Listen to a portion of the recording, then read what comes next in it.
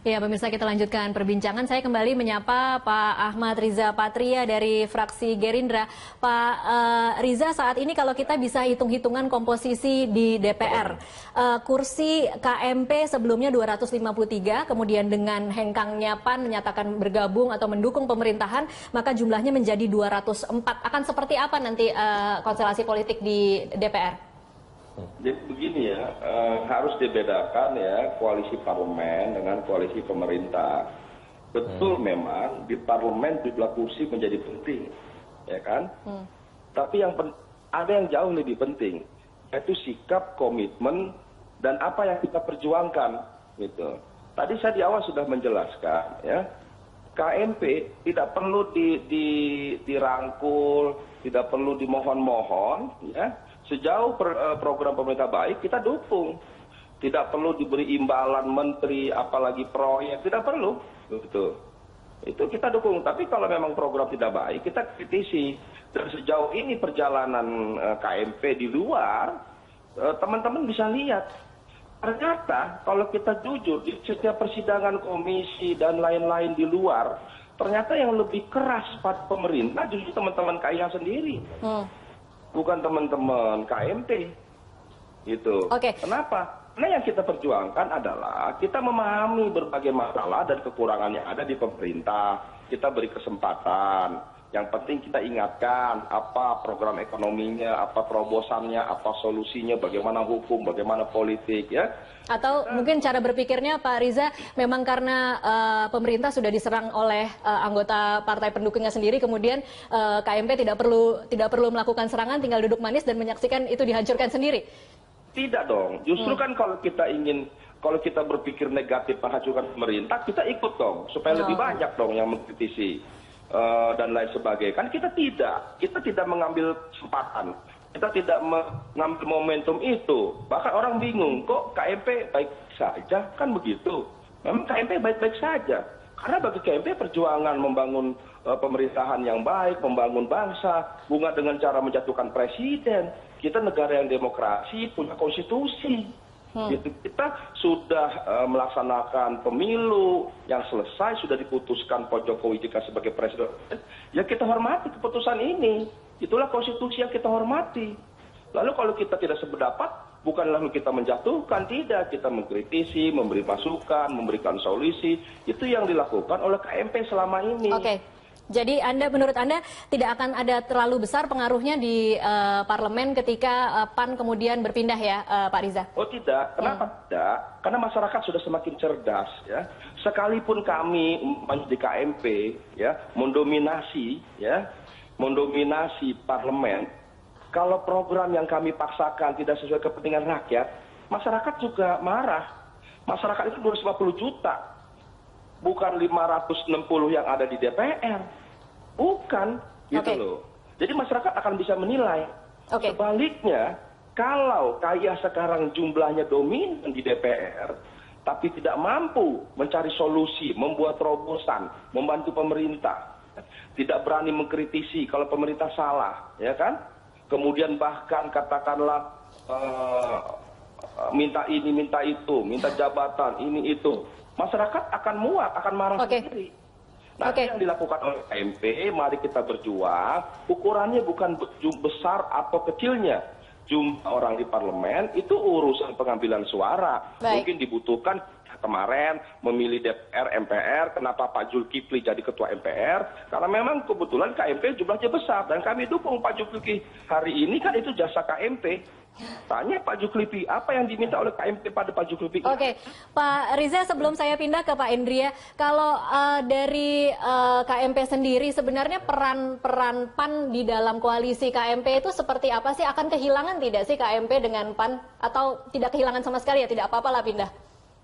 Tentu kami, kan tadi kami menyayangkan, karena kami kan punya program, punya perjalanan yang telah disusun bersama. Sekarang PAN sudah berada di luar KMP. Tidak apa-apa. Sejauh ini di KMP kan ada rapat-rapat dan PAN memberikan kontribusi masukan dalam rapat-rapat. Tentu hari ini ke depan PAN kan tidak ikut lagi. Tentu yang memberi masukan kan berkurang. Tapi kan ujung-ujungnya tadi yang saya bilang, jumlah kontribusi bukan pada banyaknya, tapi kualitas, bukan kuantitas. Jadi sekalipun seperti apa yang disampaikan Prabowo, kalaupun semua partai ingin di dalam pemerintah, KMP hanya tinggal Gerindra, tidak apa-apa. Kami Gerindra siap. Yang penting Gerindra terus berjuang untuk mensejahterakan rakyat, membangun bangsa. Berani berbuat yang benar dan adil, umpamanya begitu. Termasuk tidak apa-apa kalau nanti Gerindra tinggal sendirian ya Pak Riza? Tidak ada masalah. Itu resiko yang sudah kita pikirkan dan kita sampaikan sejak awal. Oke. Maka sebelum KMP terbentuk itu sudah terpikir oleh kami dan sudah sering disampaikan oleh Bapak Prabowo. Karena bagi beliau yang penting adalah kita tetap menjaga integritas. Oke, baik. Ukurannya bukan banyak atau kecil, tapi kualitas, bukan kuantitas. Jadi kualitas kalaupun sendiri Gerindra tapi mampu memberikan kualitas yang baik, masyarakat akan pilih Gerindra. Alhamdulillah Gerindra kan naik suaranya. Ini investasi jangka panjang berarti ya Pak Riza? Ya itu silakan kalau orang berpendapat begitu. Tapi yang penting kami tetap di jalur yang kami yakini baik untuk kepentingan bangsa dan negara. Oke, baik. Pak Ahmad Riza Patria dari fraksi Gerindra, terima kasih sudah bergabung bersama kami.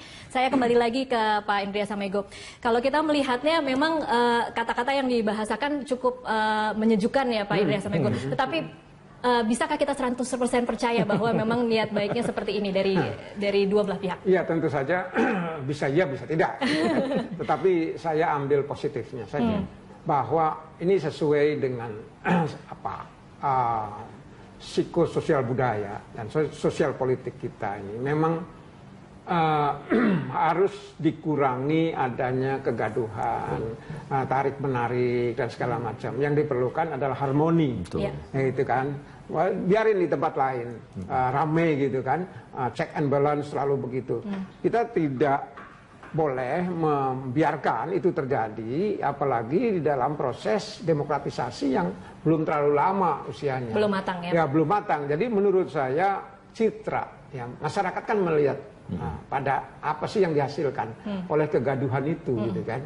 Ya selama ini dari sisi ekonomi terutama kan kelihatannya kita ini makin terpuruk dihadapkan dengan kekuatan luar.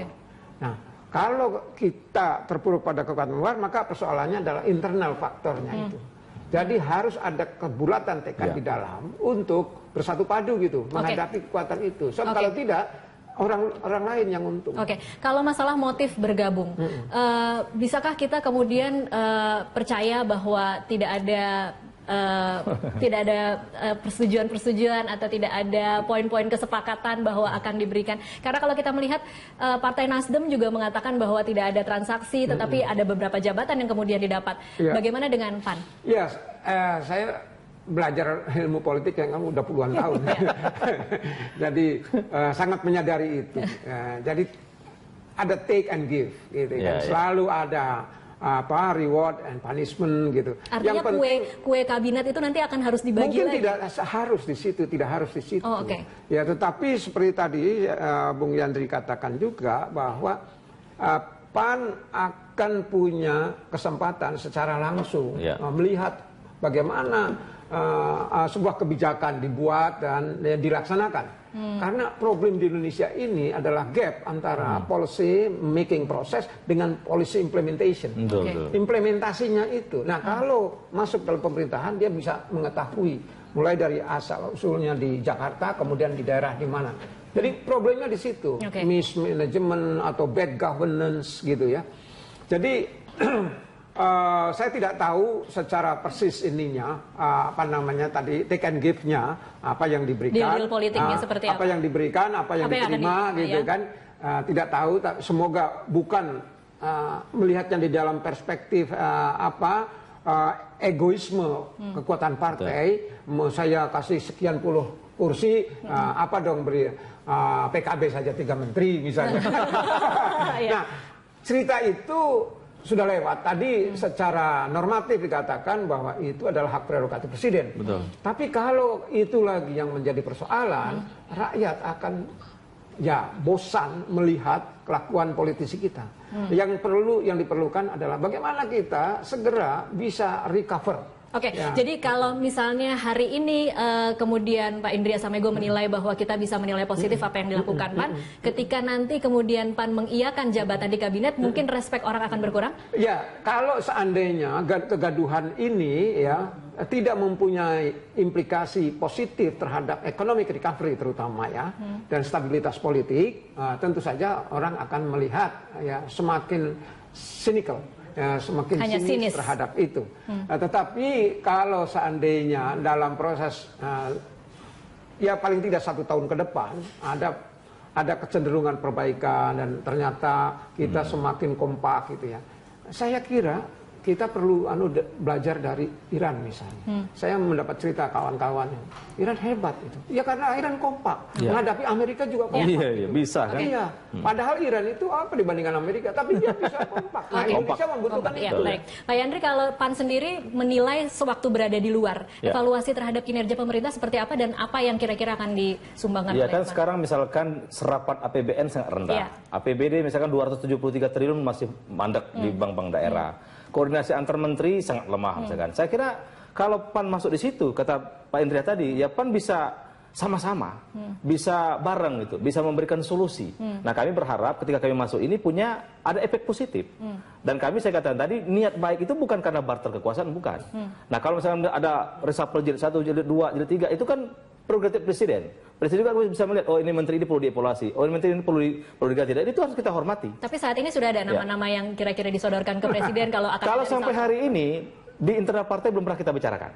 Belum pernah kita bicarakan siapa yang... Belum ada posisi-posisi tertentu yang diinginkan? Nggak ada. Dan hari ini melihat bangsa ini perlu kebersamaan. Perlu kekompakan, perlu tanggung jawab kita semua.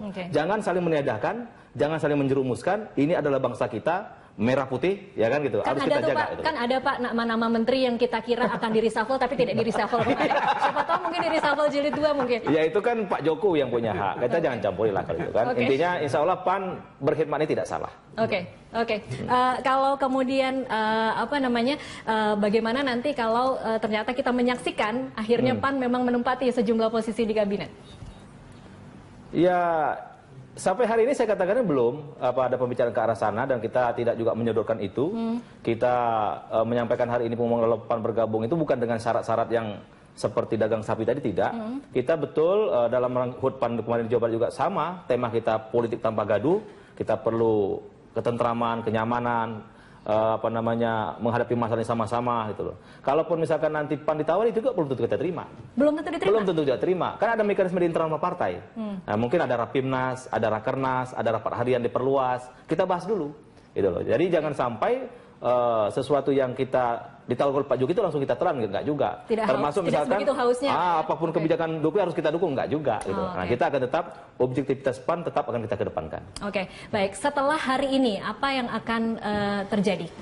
Akan ada pertemuankah? Akan ada bentuknya seperti apa? Iya, saya kira otomatis dengan PAN hari ini mengumumkan kepada pemerintah, saya kira komunikasi akan semakin intensif. Sehingga ide-ide berlian dari PAN, kemudian ide-ide berlian dari pemerintah kan mesti dicunkan itu, mesti dicocokkan kan, bisa dikomunikasikan baik gitu.